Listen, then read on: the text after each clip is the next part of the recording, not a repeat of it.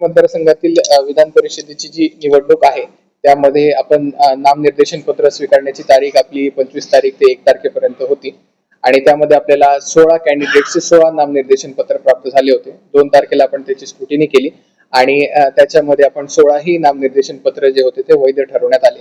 त्यानंतर 3 आणि 4 तारखेला किंवा 2 तारखेला पण आपल्याकडे स्क्रुटिनी झाल्याच्या नंतर हे सगळे नामनिर्देशन पत्र परत घेण्याची आपल्याला मुभा होती आणि त्यामध्ये आज आपण 4 तारखेला 3 वाजेपर्यंत ही वेळ देण्यात आली होती आणि त्याच्यामध्ये 12 जे कॅन्डिडेट्स आहेत त्यांनी आपलं नॉमिनेशन परत घेतलेलं आहे आणि आता 4 कॅन्डिडेट जे आहेत ते आपल्याला निवडणुकीसाठी रिंगणात आहेत. तर त्यांचं आपण सांगतो मी नाव. 16 पैकी आता 4 जे शिल्लक आहेत त्याच्यामध्ये नंदकिशोर भागवत महाजन हे भारतीय जनता पार्टीचे कॅन्डिडेट आहेत. तायडे शरद शामराव हे शिवसेना उद्धव बाळासाहेब ठाकरे ह्या पक्षाचे कॅन्डिडेट आहेत. त्यानंतर चौधरी अनिल छबिलदास हे अपक्ष उमेदवार आहेत आणि रेश्मा कुंदन काळे या देखील अपक्ष उमेदवार आहेत. तर ह्या सर्व उमेदवारांना देखील आज आपण त्यांची पण बैठक आपण बोलवलेली आहे आणि त्याच्यामध्ये त्यांना इथून पुढची प्रोसेस कशी राहणार आहे, नेमकं ह्या इलेक्शन मध्ये जे सिंगल ट्रान्सफरेबल वोट असतं त्या तशा प्रकारची मतदान ची प्रक्रिया आहे आणि त्याच्यासाठी बॅलेट बॉक्सेस वापरले जातात. तर ते त्याबद्दल ही माहिती देणं आवश्यक आहे. आपण हा जो नमुना 7ब असतो, फॉर्म 7ब हा आपण आता फायनलाइज केलेला आहे आणि तो नोटीस बोर्ड वरती देखील लावलेला आहे. सर्व कॅन्डिडेट्सला त्याची कॉपी देण्यात आलेली आहे. आपल्यालाही ती कॉपी आम्ही देणार आहोत आणि त्यासोबतच ही कॉपी आपण आपले सीओ साहेब आहेत त्यांनाही पाठवलेली आहे आणि इलेक्शन कमिशन ऑफ इंडियालाही पाठवलेली आहे आणि त्यात प्रिंटिंग साठी जाणार आहे. नमुना मतपत्रिका ज्या असतात त्या प्रिंटिंग साठी आपण देत आहोत. इलेक्शनचे जे आपला एमसीसी जो आहे तो इलेक्शनची घोषणा झाल्यापासूनच लागू झालेला आहे आणि तो 25 जून पर्यंत तो इन्फोर्स राहणार आहे.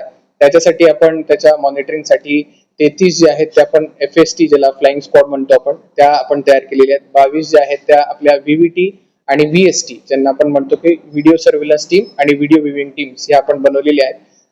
आपण ज्या बाकीच्या वृत्तपत्रांमध्ये किंवा छापील प्रिंट मीडियामध्ये ज्या काही बाबी येतात त्याच्यासाठी म्हणून आपण MCMC तयार केलेली आहे आणि सर्व पॉलिटिकल पार्टीची स्टँडिंग कमिटी तयार करण्यात आलेली आहे. त्या स्टँडिंग कमिटीची बैठक घेऊन त्यांना सर्व बाबतीमध्ये आपण सूचना देखील दिलेल्या आहेत. आपल्याकडे 7 जे आहेत ते मतदान केंद्र आहेत. त्या मतदान केंद्राची मी नावं वाचून दाखवतो आपल्याला आणि एकूण मतदारांची संख्या या देखील गोष्टी मी आपल्याला आता सांगत. तर अमळनेर मध्ये आपल्याकडे तहसीलदार अमळनेर जे आहेत त्यांच्या दालनामध्ये एक मतदान केंद्र असणार आहे. तिथे नगर परिषद अंबळनेर आणि नगर परिषद चोपडा येथील जे उमेदवार आपले जे मतदार आहेत ते तिथे मतदान करतील. त्या मतदारांची संख्या 76 आहे. आणि त्यानंतर फैजपूर मध्ये नगर परिषद फैजपूर यांचे सभागृह तळमजला नगर परिषद कार्यालय फैजपूर येथे मतदान केंद्र आहे. तिथे नगर परिषद फैजपूर, नगर परिषद रावेर, नगर परिषद यावल आणि नगर परिषद सावदा असे 101 मतदार हे त्या ठिकाणी आपला मतदानाचा हक्क बजावतील. त्यानंतर भुसावळ मध्ये उपविभागीय अधिकारी भुसावळ यांची जुने दालन म्हणजे कोर्ट रूम येथे मतदान केंद्र असणार आहे. त्यामध्ये नगर परिषद भुसावळ, नगर पंचायत मुक्ताईनगर, नगर परिषद वरणगाव आणि नगर पंचायत बोदवड इथले 118 जे मतदार आहेत ते तिथे मतदान केंद्रामध्ये आपला मतदानाचा हक्क बजावतील. जळगाव मध्ये तहसीलदार जळगाव यांची जे दालन आहे ते मतदान केंद्र आहे. जळगाव शहर महानगरपालिका, नगर परिषद जामनेर, नगर पंचायत शेंदुर्णी आणि नगर पंचायत नशिराबाद इथले 155 वोटर जे आहेत ते तिथे आपला मतदानाचा हक्क बजावतात.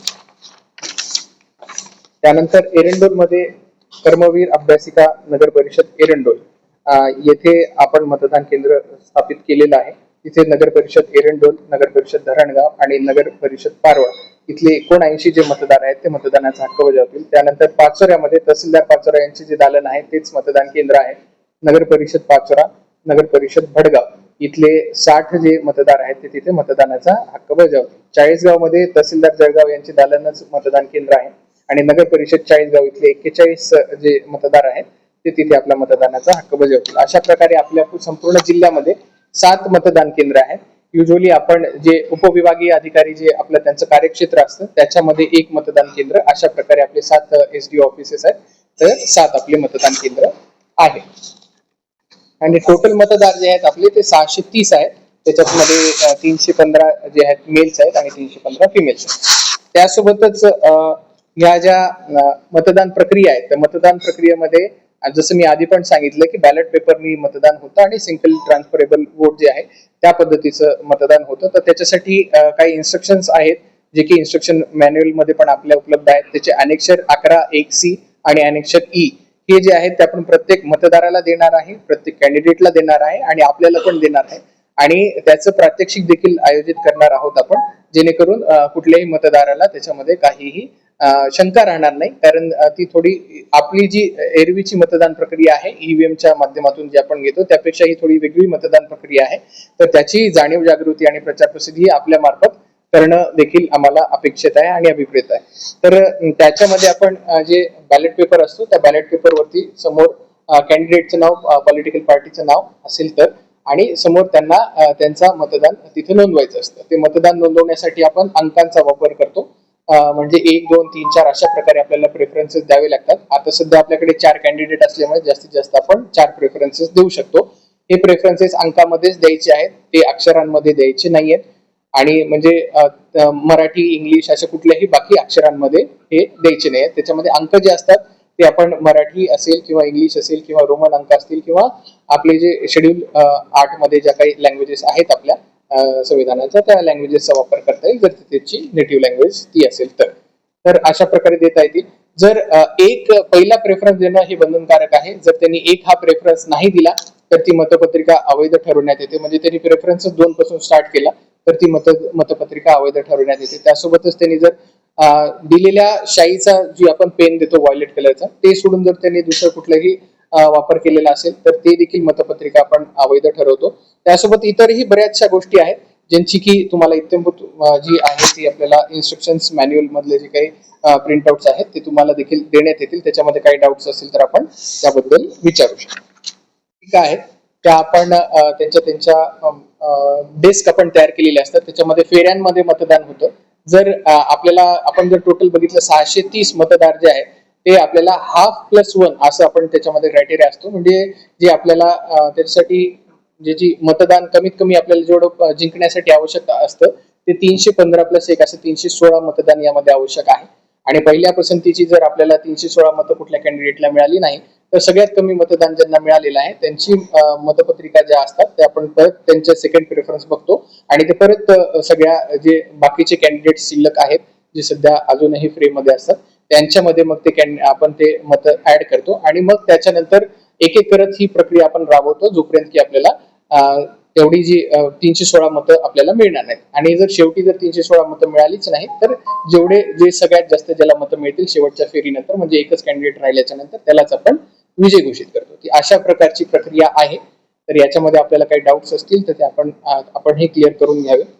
त्यानंतर ही आता आचारसंहिता चालू असताना याच्यामध्ये कुठलंही जर आपल्याला प्रिंटिंग जर करायची असेल तर प्रिंटिंगसाठी आपल्याला परमिशन घेणं आवश्यक आहे. त्याचा जो नमुना असतो त्याची कॉपी आपल्याला देणं आवश्यक आहे. त्याच्यावरती जो प्रिंटर असेल आणि त्यांनी किती कॉपी छापलेल्या आहेत या सगळ्याबद्दलची आपल्याला माहिती देणं आवश्यक आहे आणि ते पण आपण सगळ्या कॅन्डिडेट्सला आपण सांगणार आहोत. त्यासोबतच आपल्या ज्या करप्ट प्रॅक्टिसेस आहेत ज्या इलेक्शन मध्ये करप्ट प्रॅक्टिसेस आपल्याला रिप्रेझेंटेशन ऑफ पीपल्स ऍक्ट आणि संविधानामध्ये ज्या करप्ट प्रॅक्टिसेस आपण हे केलेल्या आहेत त्याच करप्ट प्रॅक्टिसेस इकडे पण आहेत. फॉर एक्झाम्पल आपले सेक्शन 125, 126, 127 आणि 127 यामध्ये या सगळ्या करप्ट प्रॅक्टिसेस आपण नमूद केलेल्या आहेत 123 पकडून.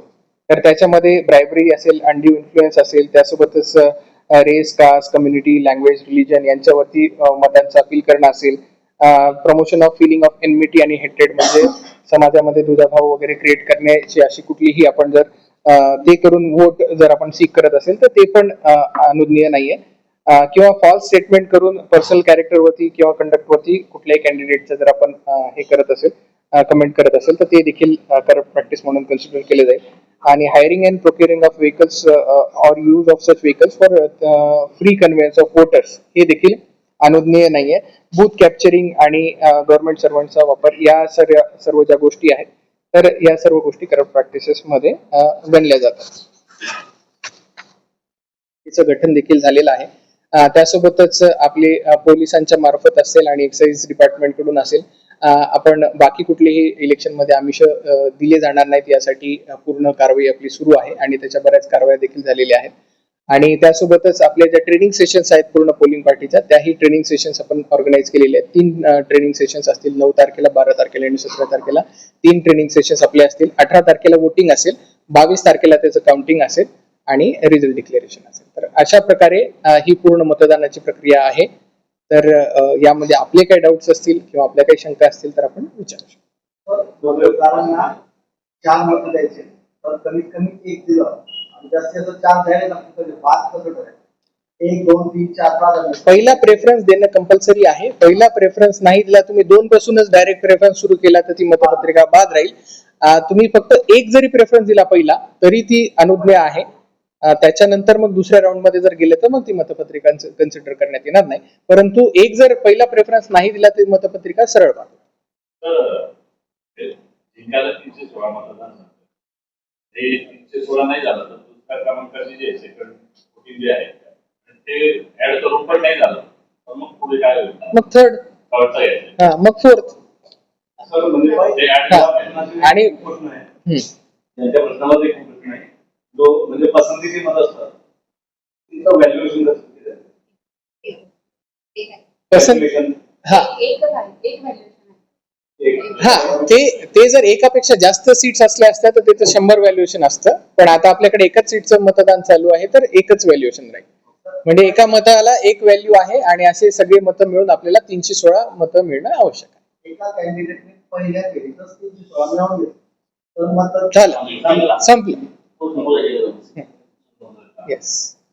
आणि असंही होऊ शकतं की 4 फेऱ्यानंतरही देखील फायनली कोणाला 316 मिळाले नाही, तर ज्याला सगळ्यात जास्त मिळाले असतील, कारण लोकांनी एकच प्रेफरन्स टाकला समजा, दुसऱ्या फेरीमध्ये त्यांची ती मतपत्रिका बाजूला राहील, बाद होईल.